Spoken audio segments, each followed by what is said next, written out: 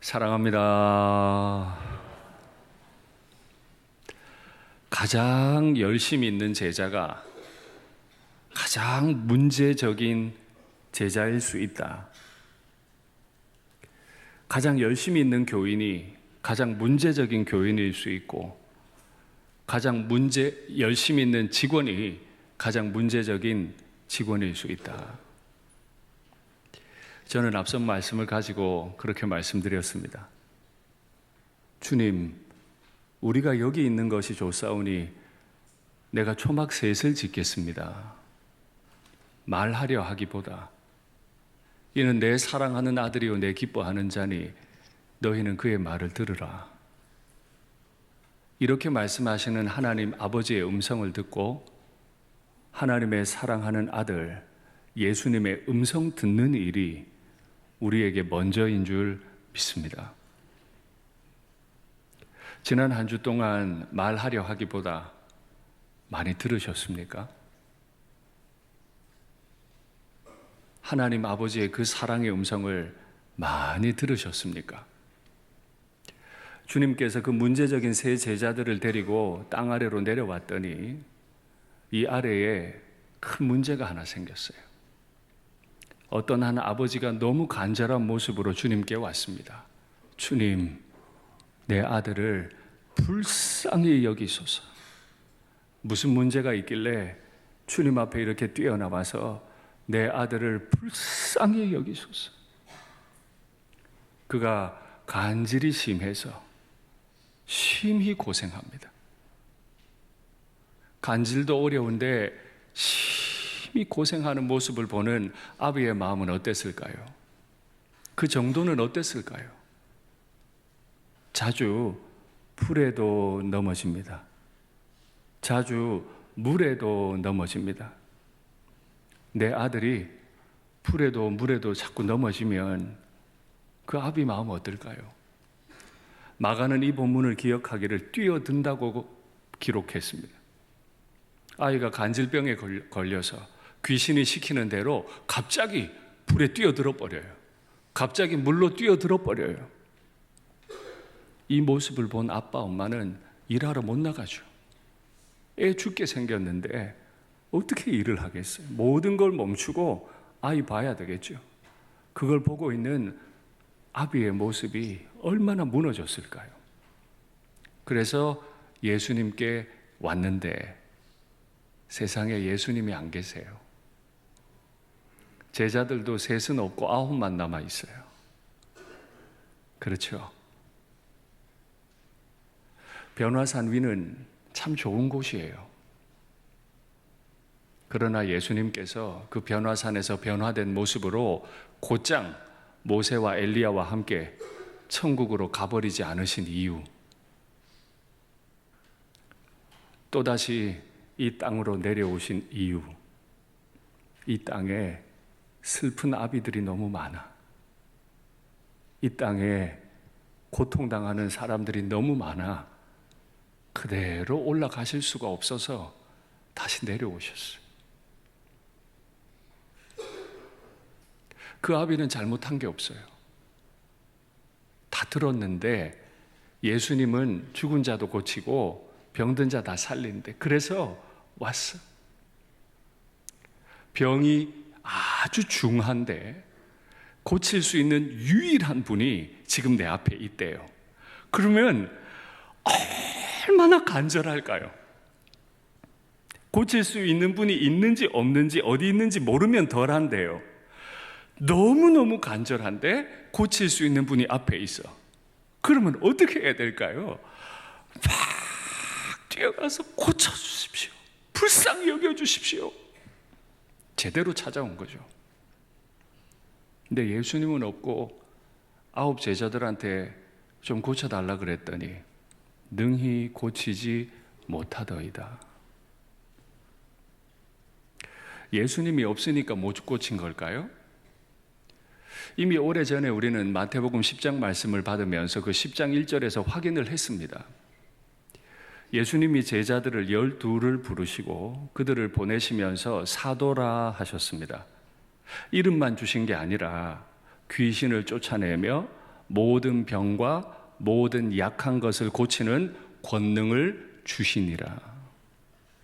이미 주셨어요.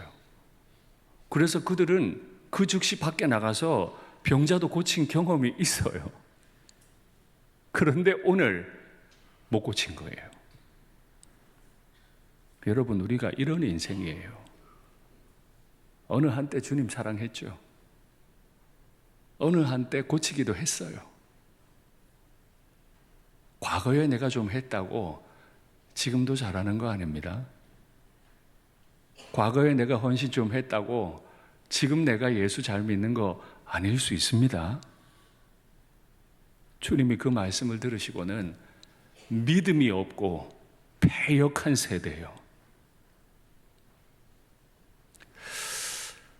누구에게 하신 말일까요? 많이 생각해 볼 수 있는데 못 고친 9 제자일까요? 아비일까요? 마가가 기록하기를 이때 그 주변에 많은 무리들이 와 있었고 서기관도 와 있었다. 그 무리들일까요? 하나하나 생각해 보죠. 먼저 9 제자들입니다. 이미 귀신을 쫓아내고 병과 약한 걸 고치는 권능을 다 받았는데, 그래서 실제로 과거에 그렇게 했는데 지금 못하는 그들, 왜 그렇게 됐을까요? 그들일까요? 여러분께 한번 여쭤볼게요. 여러분, 귀신 쫓아내실 수 있겠습니까? 이거 좀 조심스럽다, 그죠? 다시 여쭐게요. 귀신을 쫓아내실 수 있겠습니까? 저 믿음을 강요한 건 아닙니다. 이거 보통 일이 아니에요. 제가 목사 안수 받고 얼마 안 된, 이제 막 목사 시작했는데 어떤 여집사님이 제게 찾아오셨어요. 목사님, 저희 시모께서 처녀 때부터 무병을 앓고 있었답니다. 신내림을 받아야 되는데 계속 거부하니까 몸이 아파서 돈을 쓴 게 얼마며 다 속인 거예요. 시집도 가야 되겠고, 시집 가서 아이들 낳으면 아이들 엄마가 무당이래, 이 소리 들으면 시집 장가 못 갈 거니까 다 속인 거예요. 그래서 며느리가 시집을 왔고 손자 손녀가 다 나서 자랐는데 어머니가 이제 견디지를 못하고 신내림 받아야 되겠다 폭탄 선언을 한 거예요. 그러니까 이 집사님이 혼자 기도할 일이지, 그걸 이 나이 어린 교구 목사한테 찾아와 가지고 귀신 쫓아내 달래요. 여러분, 가시겠습니까? 안 가시겠습니까? 예, 목사는 부르면 가야 돼요. 가고 싶겠습니까? 안 가고 싶겠습니까? 제가 귀신 쫓겨 나가는 건 많이 봤거든요. 근데 제가 쫓아낸 적이 없단 말이에요. 근데 올해 어떻게 안 갈 수도 없고, 갔다 못 쫓아내면 이제 전 설교 못 하는 거예요. 갔어요. 얼마나 곱고 단아하시던지 과일을 잘 깎아서 자신의 과거 얘기를 다 하는 거예요. 처녀 때부터 아팠는데 막 수십 년을 앓고 참다가 못 견디겠어서 이제 신내림 좀 받아야 되겠다고. 귀신 받으면 안 되잖아요. 다 듣고는 어머니 이제 예배 시작하죠. 다 눈이 뒤집어집니다. 저를 그렇게 따뜻하게 바라보고 친절하게 과일 깎아주던 어머니의 눈이 그냥 하얗게 뒤집어져요. 그렇게 자상하게 말하던 어머님의 소리가, 옥타브가 막 올라가면서 쇳소리를 내기 시작해요. 제가 기도를 시작하니까요, 들어본 적이 없는 육두문자로 저에게 욕을 해대는데요. 이걸 기도하다 눈을 떠야 돼, 말아야 돼. 그때 성경 구절이 생각이 나더라고요. 바울이 귀신 쫓아내는 걸 보고 제사장 스게와의 7 아들도 예수 이름으로 명하노니 귀신아 나가라 이랬더니 귀신이 내가 예수도 알고 바울도 아는데 너는 누구냐 이러면서 그 7 아들한테 달려 들어가지고 오히려 기도한 사람이 귀신 들었다. 이 사도행전의 기사가 막 생각이 나니까요. 뭐 어떻게 해야 될지 모르겠더라고. 제가 귀신 들리면 이제 전 목회 못하는 거 아니에요. 그래서 눈을 떴다가 가만히 떴다가 달려들까 봐. 여러분 지금 묻죠? 한번 해보세요. 막 욕을 하고 소리가 이상한데 와, 할 수 있는 게 없더라고. 제가 믿음 좀 있는 줄 알았거든요. 그래서 다 포기하고 신학했다고 생각했거든요. 근데 제게 아무것도 없더라고. 그 순간 제가 할 수 있는 게 아무것도 없더라고. 그래서 제가 하나님 앞에 기도한 게 주여 불쌍히 여겨주십시오. 나 목사 계속해야 되는데 불쌍히 여겨, 이분 좀 불쌍히 여겨달라고, 귀신 좀 나가게 해달라고. 뭐 주 예수 그리스도의 이름 뭐 이런 것도 해봤지만 그 순간 제 마음에 하나님 저는 아무것도 못하겠으니까 좀 쫓아내달라고. 결국 그 어머님이 의식을 잃고 쓰러지셨어요. 귀신은 쫓겨나갔고 그분이 믿음 가지고 교회에 등록을 했습니다. 제게 능력이 있었습니까? 아니요. 전 그 현장에 있었어요. 전 능력이 없어요. 귀신 앞에 서보니까 알겠더라고요. 저는 귀신을 이길 능력이 내게 없어요. 무서웠어요. 예수님만 아니면 안 되겠더라고. 내가 할 수 있는 건 붙드는 것밖에. 좀 불쌍히 여겨다. 제가 쫓아낸 게 아니에요. 예수님이 쫓아내신 거지. 말씀 한번 확인하죠. 귀신이 그를 죽이려고 불과 물에 자주 던졌나이다. 그러나 무엇을 하실 수 있거든 우리를 불쌍히 여기사 도와주옵소서. 예수께서 이르시되 할 수 있거든이 무슨 말이냐. 마가는 똑같은 사건에 대해 이렇게 기록했습니다. 아버지가 와서 말합니다. 제자들이 못 고치던데요. 그러나 할 수 있거든 좀 고쳐주십시오. 예, 간절했을 겁니다. 아들이 너무 아프고 유일하게 고칠 수 있는 분이 내 앞에 있으니까 정말 나는 저분께 가면 나을 거야 라고 믿고 왔을 겁니다. 그런데 제자들에 의해서 한번 실패하고 나니까 믿음이 사라져요. 예수님이 지금 말꼬리 잡는 겁니까? 할 수 있거든 이 말은 그냥 과장법이고 수사법입니까? 아니요. 그랬을 거면 주님이 그 뒷말을 안 했겠죠. 할 수 있거든이 무슨 말이야? 실제로 그의 믿음이 사라져 버렸어요. 간절했는데 믿고 왔는데 한 번 거절 딱 당하니까, 기도했는데 한 번 안 되니까 안 되는가 보다. 그래 뭐 예수님 왔으니 물어라도 보자. 할 수 있거든. 여러분 우리 다 이래요.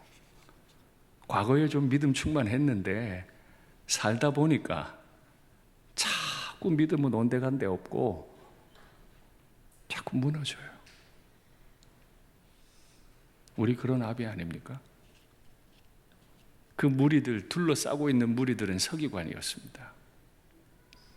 그랬겠죠. 변론했다는 말을 보면 아마도 이 죄가 누구 죄냐, 이 귀신이 왜 들어오게 됐냐, 네 아버지 탓이냐, 이 아이 탓이냐, 또 이렇게 싸웠을 거예요. 참 다양하죠. 변화산 위는 그렇게 아름다웠는데 산 아래의 땅은 이렇게 초라하고 슬프고 힘이 들어요. 남이 힘든 걸 보고도 그 자리에서도 또 굳이 누구 죄냐고 싸우는 사람들이 또 있어. 이게 우리가 발 딛고 살아가는 땅이었죠. 예수님이 너무 답답하니까, 믿음이 없고 패역한 세대예요. 내가 얼마나 너희와 함께 있으며 얼마나 너희에게 참으리요. 얼마나, 이 말은 언제까지 이런 뜻입니다. 왜 이 말을 하셨을까요? 지금 예수님 머리는 온통 그 사실로 가득해요. 변화산에서 처음으로 제자들에게 당신이 고난당하시고 죽임당하시고 영광으로 부활되고 나면 이제 떠나시겠죠. 처음 알려주셨어요. 내려오는 머리엔 내내 내가 이 녀석들 두고 떠나야 되는데 하고 내려오셨는데 권능 받아놓고는 귀신 못 쫓아내고 있네요. 답답해. 예수님이 떠나실 때 같이 안 떠나시고 교회를 남겨두고 떠나세요. 이 무지렁이들을 불러 모아서 교회로 만드셨는데 예수님이 무지렁이들을 데리고 안 가시고 놔두고 가셨어요. 교회는 그 무지렁이들은 이 슬픔 많은 땅에 남아서 이겨야 되는데, 하나님 나라가 이루어짐을 보여줘야 되는데 형편없이 무너지고 있는 거예요. 믿음이 없고 패역한 세대. 책망하셨죠. 귀신을 쫓아서 보내시고 이제 다 나았습니다. 제자들과 함께 오는데 제자들이 묻습니다. 어찌하여 우리는 고치지 못했습니까? 저는 차라리 이 질문이 정직한 질문이라고 생각해요. 귀신도 못 쫓아내면서 쫓아낼 수 있는 척. 뭐 대단히 한 것도 없으면서 주님 앞에 대단히 한 것처럼, 뭐라도 되는 것처럼 참. 아니요. 못 고친 건 못 고친 거예요. 어찌하여 우리는 못했습니까? 여러분, 지난 한 주 동안 기도하시면서 주님, 저는 어찌하여 귀신을 쫓아내지 못했습니까? 어찌하여 저는 못 고쳤습니까? 라고 자신에게 절망하면서 주님 앞에 물어보신 적이 있으세요? 온통 일만 머리에 가득해서 이렇게 하면 되고 저렇게 하면 되고 자신에게 절망할 사이가 없어. 형편없는 사람인지 귀신 앞에 서서야 알아. 아무것도 할 수 없는 자임을. 그러면 안 되잖아요. 내가 아무것도 아닌 걸 알고 있어야죠. 너희 믿음이 적은 까닭이다. 여기 적다는 말은 없다는 소리입니다. 믿음이 없어서 그래. 그리고는 주님이 믿음에 대해 가르치십니다. 믿음에 대해서는 성경이 참 많이 말하기 때문에 저도 여러 차례 말할 수 있지만 오늘은 그냥 오늘 본문 가지고만, 본문 안에서 설명된 믿음 가지고만 얘기를 해보겠습니다. 말씀 한번 확인할까요? 진실로 너희에게 이르노니 만일 너희에게 믿음이 겨자씨 한 알만큼만 있어도 이 산을 명하여 여기서 저기로 옮겨지라 하면 옮겨질 것이요 또 너희가 못할 것이 없으리라. 우리 주님 앞에 기도할 때 주여 큰 믿음 주시옵소서. 주님은 큰 믿음 달라고 기도하라고 한 적이 없어요. 큰 믿음 없어도 돼요. 제가 금요일마다 얘기했죠. 큰 은사 주십시오. 많은 은사 주십시오. 능력의 은사를 주십시오. 그런 기도 좀 하지 말라고. 그런 기도 하지 말라고. 우리는 그 믿음이 필요한 사람이 아니고 겨자씨만한 믿음. 겨자씨만한 믿음. 사실은 겨자씨보다 더 작은 씨앗도 있습니다. 그러나 이 당시 사람들에게 가장 작은 물체를 뜻하는 대표성을 가진 것이 겨자씨였습니다. 정말 작죠. 눈에 보이지도 않을 정도예요. 우리는 믿음이 있는데 눈에 보이지도 않을 만큼 진짜 작은 조그만한 것만 있어도 된다. 그런데 이걸 모르니까, 믿음이 뭔지 모르니까 맨날 큰 믿음, 큰 은사, 많은 은사, 맨날 이런 소리. 왜 눈에 보이지도 않는 겨자씨만한 믿음만 있어도 이 산이 여기에서 이리 옮겨지나요? 믿음이 뭔데요? 믿음은 거룩하신 하나님 아버지와 내가 딱 붙어버리는 겁니다. 연합해버려요. 내가 요만한 것밖에 없어도 이 죄인이 하나님과 붙어버렸기 때문에 하나님 능력이 내 능력이다. 할렐루야. 아버지가 돈이 좀 있어요. 아버지한테 있는 돈이 다 내 거는 아니기 때문에 내 마음대로 할 수는 없어요. 그러나 아버지가 허락하시면 그 허락한 범위 안에서 아버지의 많은 것은 다 내가 마음껏 사용할 수 있어요. 물론 믿음이 있다고 모든 게 해결되진 않아요. 바울도 자신의 몸이 아팠을 때 이 가시가 내게서 떠나기를 3번을 간구했다. 그러나 주님께서는 내 은혜가 너에게 족하다. 바울의 기도를 듣지 않으셨어요. 바울이 믿음이 없어서가 아니라 때로는 하나님의 주권 가운데 내 은혜가 너에게 좋게 하시는 경우도 있습니다. 그러나 하나님이 허락하시면 하나님의 그 허락 안에서는 우리는 하나님이 가지신 능력을 마음껏 쓸 수 있는 사람인 줄 믿습니다. 이게 믿음이라. 그런데 왜 그들은 10장 1절에서 권능을 받았는데 여기 와서는 능을 행하지 못했을까요? 왜 그랬을까요? 마가는 이 문제에 대해서 이렇게 설명했습니다. 확인하시죠. 기도 외에는 다른 것으로는 이런 종류가 나갈 수 없느니라. 기도 외에는. 왜 갑자기 기도 얘기가 나올까요? 내가 기도할 때 처음 받았던 믿음이 다시금 온전한 믿음이 돼요. 거절도 당하고 아픔도 당하다 보니까 자꾸 지치고 기도할 이 힘을 잃어가잖아요. 어느 순간 못 고치는 게 기정사실이 돼버려요. 그러나 또다시 기도의 자리에 올 때 그 기도가 내 믿음을 온전하게 만들고 그 온전한 믿음, 눈에 보이지도 않는 그 조그만한 믿음이 완전한 능력을 나타냄을 믿습니다. 그래서 우리는 기도하는 거잖아요.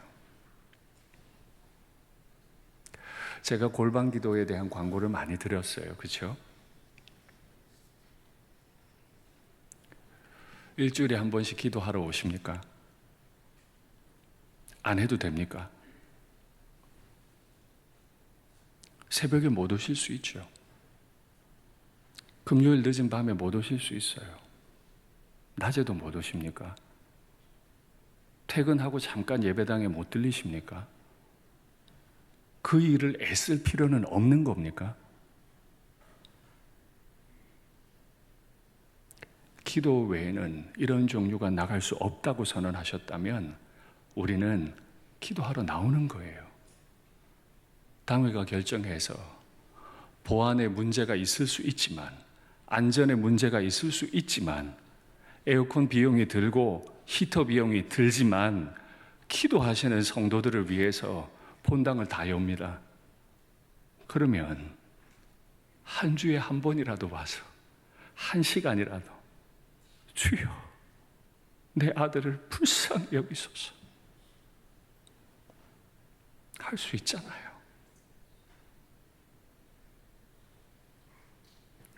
이번 주부터라도 한번 결단하시고 주님 앞에 자신을 세울 수 있으면 좋겠습니다.